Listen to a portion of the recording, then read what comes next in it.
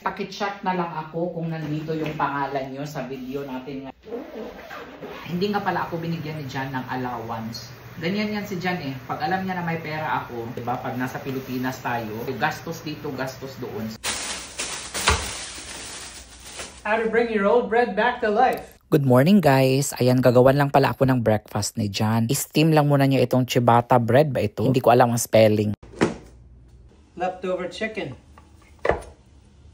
Bale, ito yung gagawin ni Jan mamaya. Ipapalaman niya sa sandwich namin.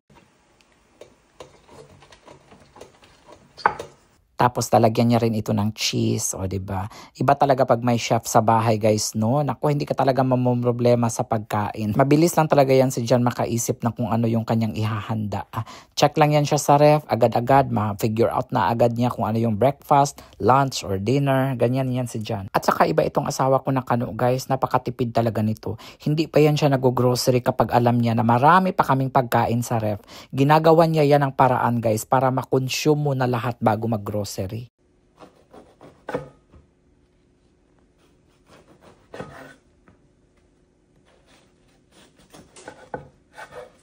naman sa parang kuripot guys, no? Pero parang binavalue kasi talaga ni Jan ang pera. Kaya minsan kapag lumalabas kami tapos sabihin ko, order tayo ng ganito ganyan sa fast food, ganyan. Sabi niya, ay hindi, may pagkain pa tayo sa bahay, ubusin natin yun. Cheddar it first. Cheddar chicken. Cheddar. Don't be cheap on the cheddar.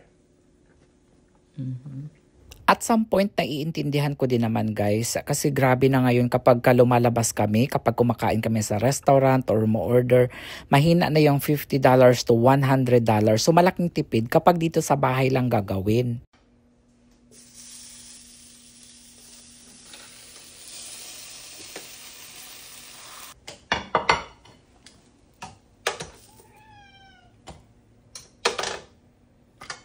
Chicken cheddar sandwich.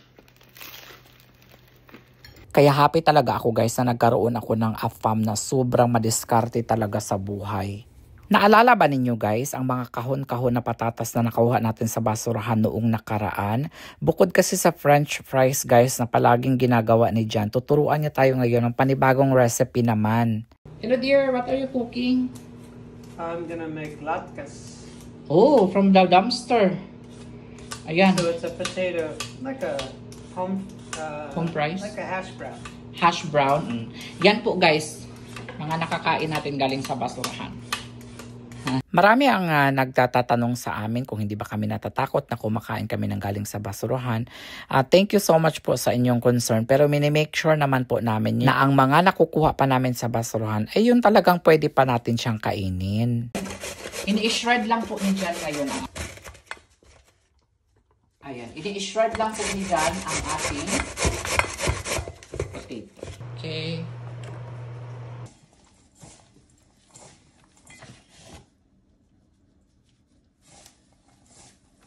Tignan nyo ang mga naglalakihang onion guys. Oh, galing din ito sa basurahan. Ayan, i-shred lang ni Jan, mix with potato. Na also from the dumpster. Look at the onion from the dumpster. It's very fresh, very shiny. Walang problema. Walang problema po, guys.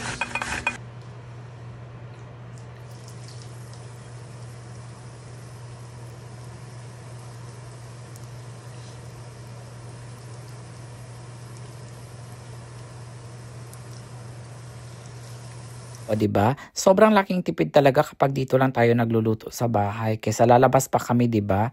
Easy $20 to $25 lang ito. Hash brown, bacon, sausage, or egg, ganyan. Kaya pag dito sa bahay, ayan, yung onion, yung potato galing sa dumpster. Yung oil lang ata yung aming binili dito eh. Look, Johannes, jackpot. Ay, oo nga, dear. Ang ganda pa niyan, oh. Oh, ang carpet. Uy, ang ganda ng couch na yan, dear. Wow, pang mayaman talaga. Physical therapy. Oo. Tignan nyo guys, meron na namang tinapon yung mayaman naming kapitbahay. May carpet, may couch. Pinapasok pa kami sa kanyang bahay guys kasi meron pa daw siyang maraming itatapon. So ang ginawa namin, tinulungan na lang namin siya. Glass is heavy, but we can do it. and this little table, which is kind of heavy too, but if you have any use for it at all, these two chairs I'm dumping. Ganito talaga ang mga kano dito sa Amerika, guys. Yung mga gamit nila, kahit na hindi pa man siya ganun kasira, guys, or ganun kaluma, tinatapon na nila. Alam nyo, sa Pilipinas, specifically sa probinsya namin, hindi talaga namin yan itatapon. Kapag ka hindi na talaga napapakinabangan, saka pa itatapon. O, tignan niyo itong pile na kanyang tinapon. O, couch, carpet, 2 chair, may glass table. Okay pa naman, guys. Wala akong nakikitang problema. Siguro dahil medyo luma na siya, no? Pero, pwedeng-pwede pa rin siyang magamit. Hala ka, dear! May refrigerator din ako ng kapitbahay natin! Hala ka, ang laki ng refrigerator na yan, darling! O, diba? Kagaya na lamang nitong refrigerator na ito. Minsan kasi nilalagyan nila yan ng... Ayan, o. Yan ang gusto ko sa mga kapitbahay ko kasi nilalagyan nila ng works great. So, ibig sabihin, kapag kukunin mo ito, alam mo sa sarili mo na gumagana pa. Hindi ka na mahihirapan like pagdating sa bahay, isipin mo pa, gumagana pa ba ito o hindi. Yan ang gusto ko sa mga kapitbahay namin dito. Nilalagyan nila ng note na ito, pwede mo pa itong kunin kasi gumagana pa ito. Hala ka! Uy, ang ganda niyan, dear! Hala ka, dear! Bumalik ka, dear! Bumalik ka! Wow! Kids Playhouse. Uy, ang ganda ng Kids Playhouse na yan. Hala ka, ganda! Ito yung pangarap ko na bilhin dati, darling. Totoo yan. Kasi lumaki kami na walang-wala at nung bata pa kami, ito yung mga pangarap naming bilhin, mga laruan, like mga doll, mga playhouse, mga ganyan. Pero dahil sa hirap ng buhay, yung ginagawa naming doll is yung mga kung ano-anong plants na lang, pinupurma naming doll. O diba guys, ganun kahirap ang buhay. Ano yan, dear? Ano yan? Look at that. Hala, ang ganda niyan, oh! Uy, ang ganda niyan, darling! Be, tignan natin kung ano yun. Parang antique na ano. Ay, hala. Uy, roller ano siya, dear? It's Ay, antique. oo. It's Nice? Yeah. Kunin natin. Hala ka, oh, may vacuum cleaner na naman na tinapon, oh. Ganda ng vacuum cleaner na yan, dear. Hala, it's perfect. Oh. Meron na kaming 2 vacuum cleaner guys, pero pwede natin itong kunin, pwede natin ilagay ito sa garage. Jackpot na naman. Hala ka, uy, ang dami, oh. Hala ka, ang dami, dear, oh. Hala ka, this one, oh. Let's just throw it away. Hala, dear. Hala ka, dear. Oh. Hindi yan nahihiya si Kano Mamasura guys kahit may araw pa. Tignan nyo ito guys oh. Bakit ka naman mahihiya? Ayan, katatapon lang nila ito guys. Tignan nyo, fresh na fresh pa ang mga gulay at prutas. Tara, hakutin natin. Hoy, hala ka, dear. Hala ka, dear. Bakit mo kinakain yung avocado? Bakit mo... Naku! Bakit mo kinakain? Why? Bakit mo kinakain yan? Bakit niya? Ano ba? Paborito ko yan eh. It's my favorite. Dapat yan o tinatapon na nila sa basura. Very fresh.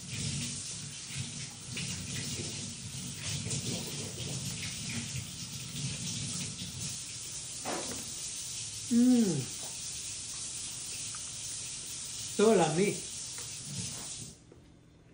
Ito yung mga nakukuha natin sa basurahan na avocado, guys. Oh, hinog na po siya. So lamig daw talaga, sabi ni John. Ako din, kain din ako, dear. Sugar sa akin. Sugar? Kay John kasi salt ang nilalagay niya eh. Sa akin, sugar. Ayan. Sobrang sarap nito, guys.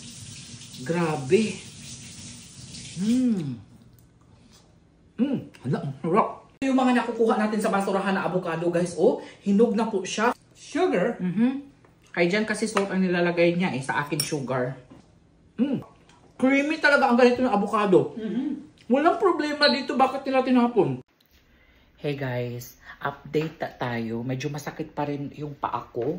Lalabas lang ako kasi kukuha ako ng dahon ng avocado. Kasi sabi ng ate ko, yun daw ang ilalaga ko. Dahon ng avocado dito eh. Yan oh. 15 daw kadahon yung kukunin ko.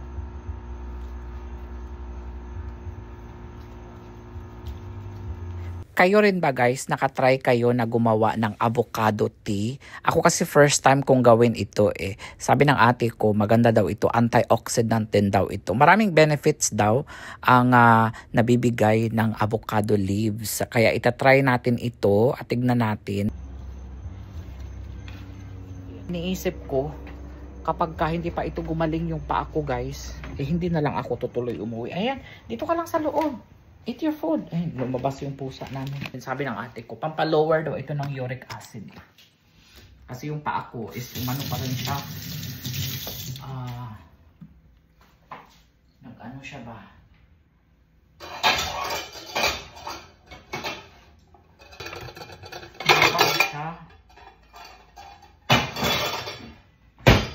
Sino sa inyo ang may ganitong eksena guys? Uric acid. Ayan, hugasan ko lang yung mga dahon. Sana gumaling na yung paa ko guys para naman makahabol ako ba sa burial ng aking uncle. Meron pala nagsabi sa inyo, bakit pa ako uuwi? Eh, hindi naman yun immediate family. Ano ba kayo? Siyempre naman, kapatid yan ng aking papa. Tsaka may nagsabi na nagsasayang lang daw ako ng pera sa pag-uwi ko. E pera ko naman yun ang ginamit, hindi naman ako nanghingi ng pera sa inyo. Grabe naman kayo makapag... Ngayon nasasabi nyo yan, pero kapag kayo ang nasa sitwasyon ko, hindi ko lang sure kung ano yung gagawin ninyo guys. Dapat hindi kayo nagsasalita ng ganyan sa inyong kapwa. Unahin ko daw yung pamilya ko. Ayan, pamilya ko naman yung nasawi. Kaya nagtataka ako sa iba ba, bakit ganun ang kanilang mga comment. Hindi ko maintindihan yung ibang mga tao. Basta makapag-comment lang sila, no? Bakit ka pa uuwi? Nagsasayang ka lang ng pera, ganito, ganyan. Alam mo, ang pera nakikita yan eh. Tanto pa. Siguro naman iba-iba naman tayo ng ano, di ba? Tayong mga tao, iba-iba naman tayo ng prinsipyo sa buhay or pananaw sa buhay. Anuhin ko lang to. Ilalaga ko lang to guys. And then dapat makatatlong baso daw ako nito. Sabi ng ate ko. So, okay na guys. Magluluto lang siguro ako ng pancit canton. May binili pala na tinapay si John dito. Ayan. So, ito yung i-partner ko sa pancit canton. So, pancit canton lang ako. Merong, yung niluluto ni John ngayon sa kanyang mga amo. Kasi nasa trabaho pa kasi si John. Nagluto siya ng fish. Kaso nga lang, parang bawal yun eh. Ang uric, mataas ata sa uric acid ang fish. So, ito na lang. Pag pancit canton na lang ako. Bawal ata ang mga seafood sa may mga uric acid.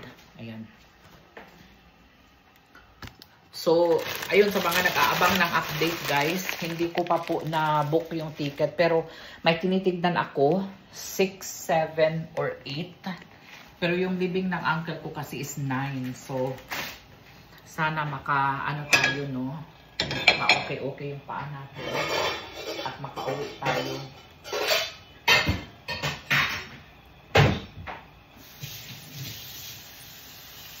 Hindi nga pala ako binigyan ng pera dyan guys. Pero okay lang din yun guys. Kasi meron pa naman akong konting na itabi. At saka pag mga ganyan guys, no, mga financial, hindi ko inaano si Jan, inuobliga si Jan. Guys, hindi niya ako bibigyan ng pera na pangbaon ko sa Pinas if ever matuloy akong umuwi. Si Jan kasi is, pag alam niya na may pera ako, hindi niya ako binibigyan ng pera para hindi niya ako ini-spoil. So, ganyan ang ano namin, style ng aming pagsasama ni Jan. Ang dami pa dito. Ito na lang yung i-partner ko sa pancit canton. Ngayon lang yung kain ko. Last kain ko was 11 AM. Ayan, anong oras na ngayon? 7 PM na. So, ito lang yung ano. Ayan, kumukulo na siya. Tumawag kasi ako sa ate ko and then sabi niya, naku, dapat pala kahapon ka pa nag-start uminom niyang avocado leaves. Tapos sabi ko, ay, hindi ko naman alam. Kaya eto, so 3 baso ngayon hanggang bukas. So hopefully mag-subside na yung ano, tubag sa tiil ko. And then, para makauwi tayo ng Pilipinas. So hindi ko pa pinush yung ano, kasi sayang naman guys, no, kung i-push ko. Actually, nare-refund naman ata. Kahit na-i-book ko ngayon, marirefund naman ata guys kapag hindi ako natuloy na umuwi. Marami ang nagsabi sa akin na ganito ganyan. Hindi ko na pinapakinggan guys, bakit pa daw ako uwi? Nagsasayang na ako ng pamasahe, dapat ibigay ko na lang daw. Maraming mga ganyang nababasa ako, pero hindi na ako naaapektuhan kasi opinion nyo yan eh. Basta ako, ang mahalaga is attend ako sa burol ng aking uncle. Yun ang mas mahalaga kasi ang pera nakikita lang naman yun. Siguro pag uuwi ako mga 1 week lang para hindi, kasi pag alam mo na, 'di ba, pag nasa Pilipinas tayo, pag uwi tayo, gastos dito, gastos doon. So para maka ano din ba, makatipid din tayo, guys. So Siguro mga 1 week lang or 10 days lang. Guys, may ginagawa din kasi ako dito sa US. Hindi rin natin pwedeng ipagsantabi, no? Kasi wala naman tayong sasahurin, wala na tayong sweldo, wala na tayong pera. So, 'di ba? So, ayun guys. Abangan nyo na lang guys.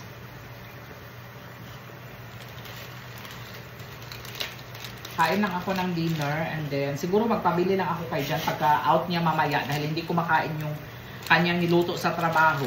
Siguro magpabili na lang ako ng something like sandwich or what kapag ka magutom pa ulit ako mamaya. So,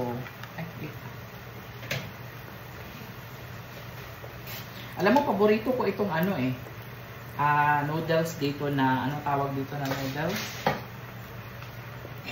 Indomie na na pancit canton. Ayan, mas paborito ko ito guys.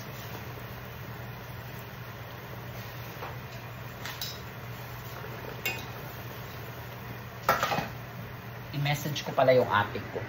May iniinom din ako na cherry juice kasi pampababa din daw yun ng uric acid.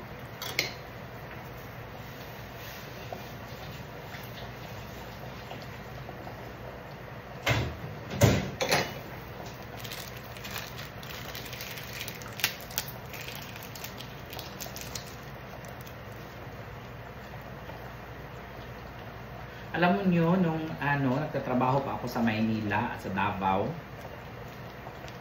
10 years kasi ako sa Maynila, no? At saka sa Davao, 4 years. Ito lang yung palagi, comfort food. Kumbaga, ito yung comfort food ko, guys. Nagtatrabaho, sardinas, ganito. Naku, sardinas pala, mataas yan sa uric acid din pala, guys, no? Siguro kaya doon. Ayan. Tapos, skyflakes. Isang skyflakes lang.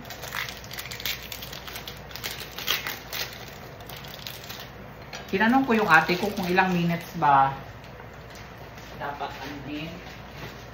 pakuluan. Comment na kayo guys.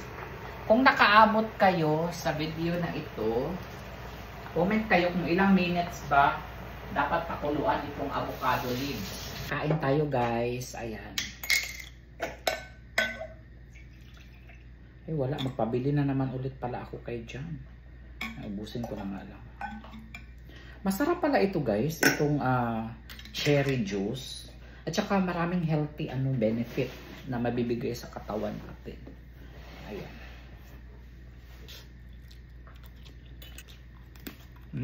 Harap.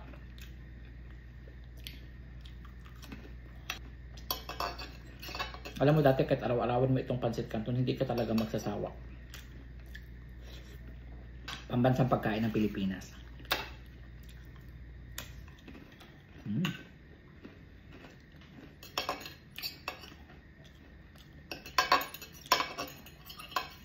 Nakapag-book na pala ulit kami, magkukrus ulit kami ni Jan guys, pero sa Caribbean ulit. Sa June. Abangan ninyo.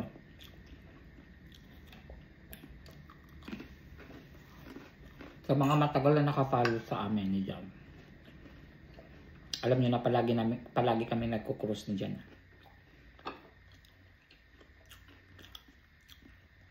Plano naming libutin ang buong mundo. Gusto ko sana sa Maldives.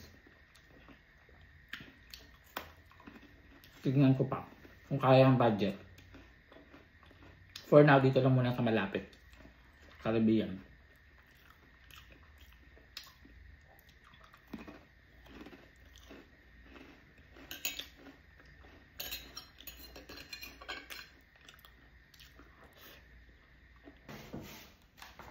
Guys, pakichat na lang ako kung nandito yung pangalan nyo sa video natin ngayon.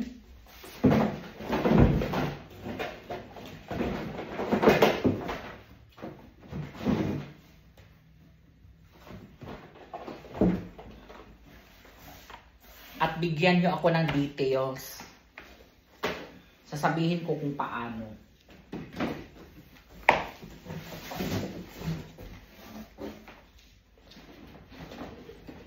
Wala talaga akong dalang damit, guys.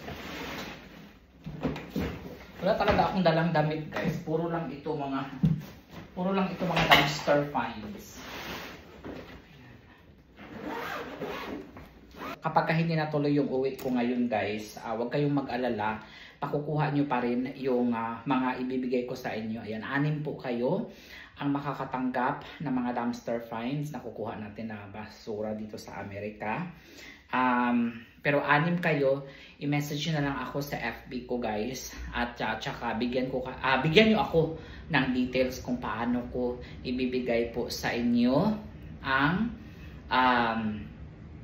magpakilala pala kayo guys ha.